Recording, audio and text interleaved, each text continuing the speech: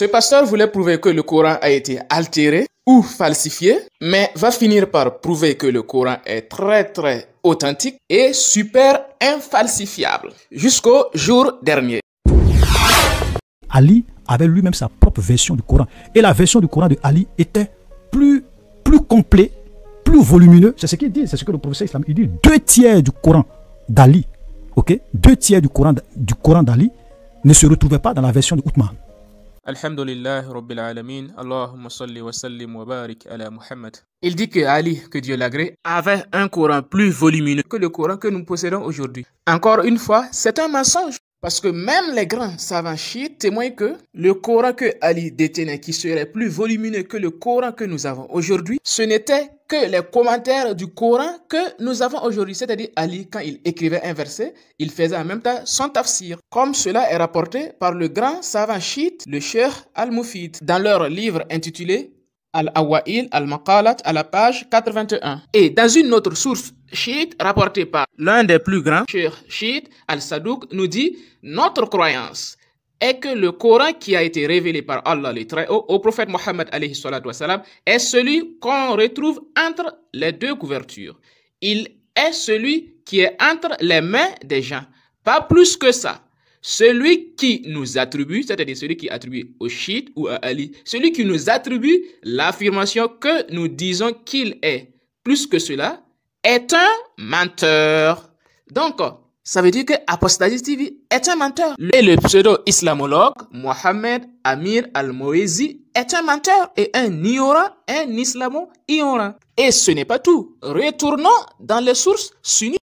Apostasie TV, tu as toi-même cité Coran Hafs et Coran Shu'ba disant que c'était des versions à la biblique. Non, on a prouvé que c'était faux. C'était des lectures du Coran, des lectures différentes du Coran que le prophète nous a enseignées.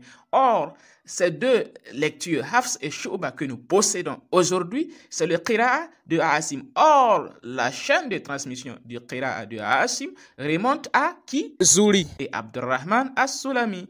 Or, ces deux ont appris le Coran de qui? De Ali ibn Abi Talib. Donc, ça veut dire que le Coran que nous avons aujourd'hui, les lectures du Coran, Hafs et Shu'ba que nous possédons aujourd'hui, c'est le Coran que lisait Ali ibn Abi Talib. Donc, c'est un grand mensonge de venir nous dire que Ali avait un autre Coran, autre que le Coran que nous possédons aujourd'hui. C'est un mensonge. Les sources sunnites disent que c'est faux et les sources chiites disent que c'est faux. Vous êtes soit des menteurs, soit des ignorants. En conclusion, comme tu reconnais que nous possédons les lectures Hafs et Shu'ba, alors tu t'es auto-réfuté sans le savoir parce que Shu'ba et Hafs, c'est le Coran que lisait Ali ibn Abi Talib. Merci infiniment de nous avoir prouvé que le Coran demeure infaillible. Par exemple, comme il le dit, il dit la recension de Ubay. Le professeur tout à l'heure a dit que dans la recension de Ubay, il y avait 2 sourates qui ne se trouve pas dans la version officielle. C'est-à-dire que quand on dit la version officielle, c'est la version de Othman. Okay.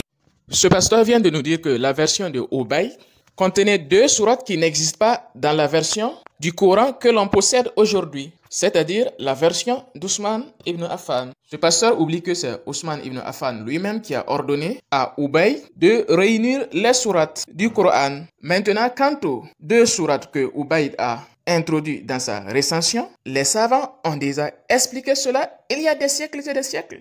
Ils nous disent, comme affiché à l'écran, que ces 2 sourates ont été abrogées par le prophète à l'insu de Ubay ibn Ka'ab. Et comme lui, il n'avait pas l'information, il les avait mis dans sa recension. Et la preuve que ces 2 sourates de Ubay ibn Ka'ab avaient été abrogées se trouve dans le Sahih al-Bukhari. Et toi, tu connais Sahih al-Bukhari, tu l'utilises pour attaquer les musulmans. Il y a d'autres mecs qui osent même dire que hadith de Sahih Bukhari, de Sahih Muslim, de Jami at-Timidi, tout ça c'est pas authentique. Alors qu'en réalité, ce sont des hadiths Sahih. Quand on dit hadith Sahih, ça veut dire que c'est authentique. Alors, comme tu reconnais toi-même l'authenticité de Sahih al-Bukhari, on va l'ouvrir au numéro 4481. Omar ibn al-Khattab, le 2e calife de l'islam, rapporte que Ubay ibn Ka'ab était le meilleur parmi nous, parmi les lecteurs du Coran. Cependant, nous ne tenons pas compte de l'avis de Ubay ibn Ka'ab parce qu'il dit « Je ne délaisse rien de ce que le prophète alayhi salatu wassalam a dit, alors que Dieu lui-même il dit, si nous abrogeons un verset quelconque ou que nous le faisions oublier, etc., jusqu'à la fin du verset, Sourate 2, le verset 106. Donc ici, Omar ibn Khattab nous montre que Ubayd ibn Ka'b était réticent à cesser de réciter les versets qui étaient abrogés ou les sourates qui étaient abrogés. Et ce qui est très très intéressant est que Omar ibn Khattab est le deuxième calife de l'islam. Et lui-même, il reconnaît que Ubayd ibn Ka'b était réticent à abandonner les versets qui étaient abrogés par Dieu et transmis par le prophète alayhi salatu wassalam. Alors que Othman ibn Affan est venu après Omar ibn Khattab. Othman est le troisième calife. Donc, s'il n'a pas retenu les deux sourates de Ubayd ibn Ka'b, c'est effectivement parce que Ubayd ibn Ka'b n'avait pas retiré ces deux sourates qui étaient abrogées. Et alhamdulillah, tu vas toi-même reconnaître que Ubayd ibn Ka'b a reconnu lui-même que ces deux sourates ne font pas partie du Coran. Pourquoi? Parce que la fois passée, tu avais cité 13 rouahs des 7 principales qira'ah du Coran, stipulant que le Coran avait 13 versions. Et on avait prouvé lors de la première vidéo que c'était faux. Et parmi ces 13 rouahs que tu appelles versions, il y a qui? Ubayd ibn Ka'b. Parce que, comme affiché à l'écran, Ubayd ibn Ka'b a transmis le Coran à Ibn Abbas. Et Ibn Abbas a transmis à Abu Ja'far. Et Abu Ja'far a transmis à Nafi'.